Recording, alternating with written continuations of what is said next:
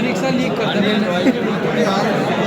चलो कोई नहीं, नीचे हो जाता है, नीचे हो नीचे में इंसान भाई आता कहाँ वो आया यार? ये परिवार का जितना देता है, जो बच्चे बच्चे में जहाँ तक सवाल राजनीति का है, जो सरकार डबल इंजन का दावा कर रही है और भारत की अर्थव्यवस्था दुनिया में 5वें नंबर का दावा करती है, विश्व गुरु बनने का दावा करती है, कोई गांव शायद ही बचा हो जिसमें विकसित भारत यात्रा को लेकर के संदेश न पहुँचाने का काम किया हो। और कहने को ये कहते हैं कि अमृत काल है। अगर ये अमृत काल है, आप दुनिया की 5वीं अर्थव्यवस्था बन गए हैं, हमारा किसान क्यों धरना दे रहा है? किसान क्यों दुखी है? किसान क्यों परेशान है?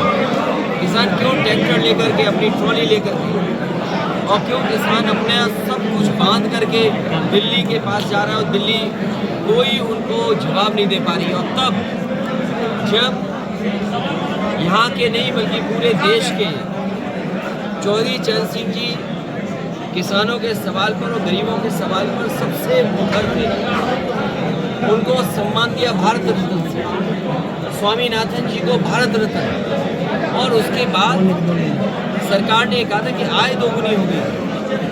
क्या किसान अपनी फसल की आय दोगुनी पा रहा है?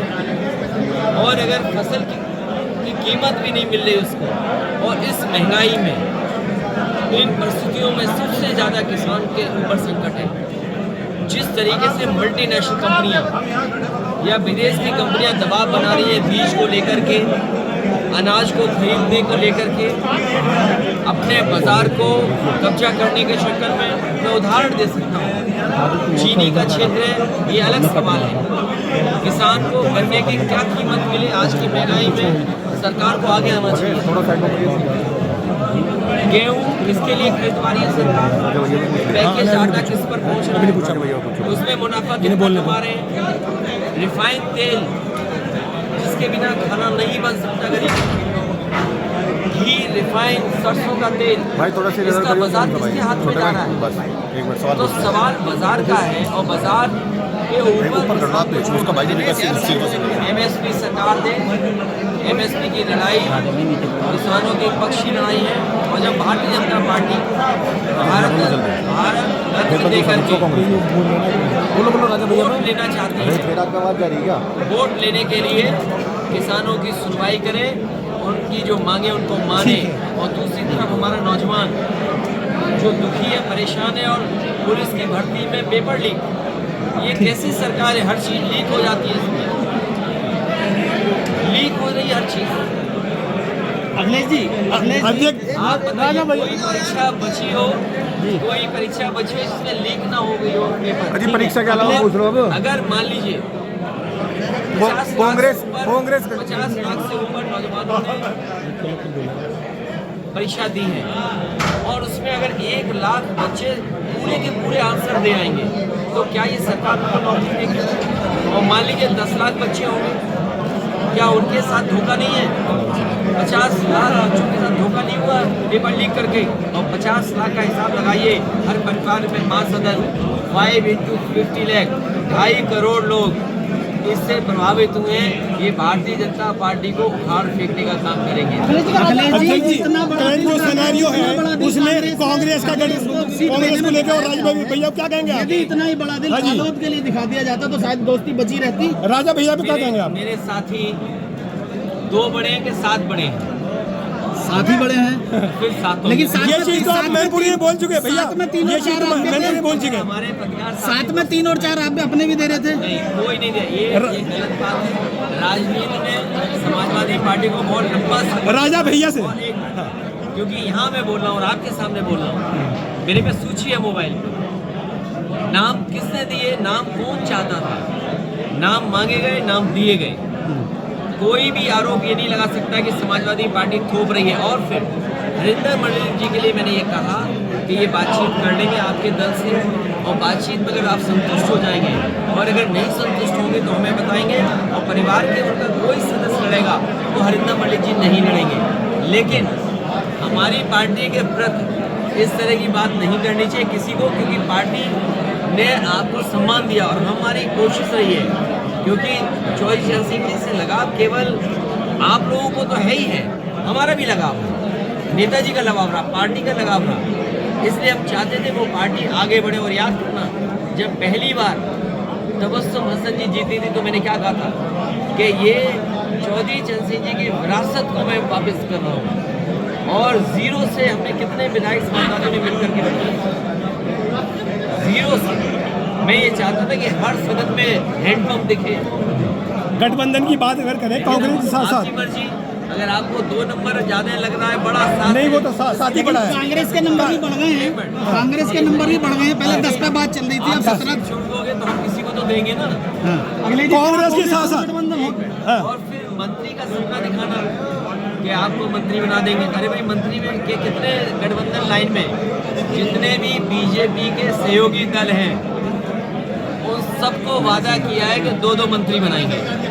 देखिए, जो सहयोगी दल हैं, मान लीजिए निषाद पार्टी है, उससे कहा कि आपका एक और मंत्री बनेगा। सुभाष पार्टी, हाँ, एक दल है जो बड़ा इंतजार कर रहा है बहुत दिनों से तो वो कहा कि आपके भी 2 मंत्री बनेंगे।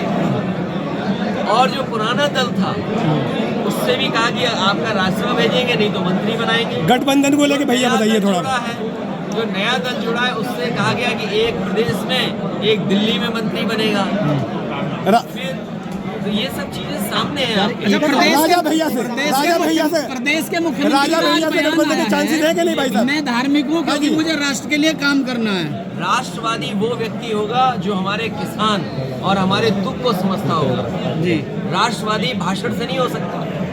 राष्ट्रवादी आप भारत माता की जय बोलेंगे और अग्निवीर जैसी व्यवस्था है। आप राष्ट्रवादी तब होंगे जब किसान को आप उसका हक देंगे, नौजवान को नौकरी दोगे। तभी तो कहा ना, जय जवान जय किसान। अगर जय जवान जय किसान का महत्व नहीं समझते हो तो आप राष्ट्रवादी नहीं है। गठबंधन के लिए बताइए भाई साहब, गठबंधन राजा भैया से गठबंधन होगा? राजा भैया से गठबंधन, देखिए, जो आना चाहे स्वागत है सबका, क्योंकि बीजेपी ने सबको वादा किया मंत्री बनाने का। क्या मायावती से भी कोई बातचीत है? बसपा से कोई बातचीत है? मायावती से सर, मायावती से देखिए, ये इंडिया गठबंधन की कई बैठक हो चुकी है और कई बैठकों में और कई मौकों पर आप जो सवाल पूछ रहे हो पूछे जा चुके हैं।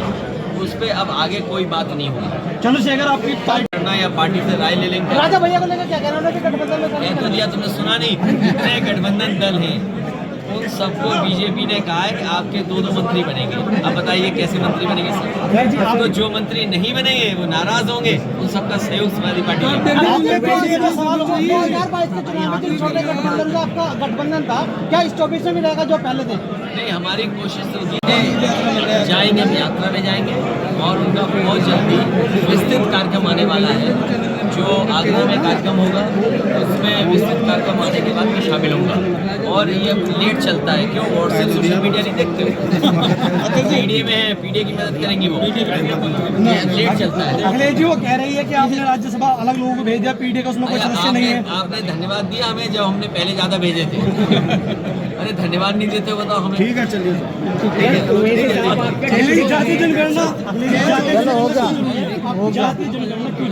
इसलिए जरूरी है कि आपको पता लगे कि कौन कितना समाज में है। कम से कम उन्हें हम संविधान के तहत, जो बाबा साहब भीमराव अम्बेडकर जी ने संविधान बनाया, तो जो हमारे दलित भाई हैं उनको आबादी के हिसाब से हक और सम्मान मिल रहा है। आदिवासी हैं, उन्हें भी हक और सम्मान आबादी के हिसाब से मिल रहा है। जब विशेष अधिकार की बात हो तो मैं समझता हूँ हर समाज के लोग चाहते हैं जिससे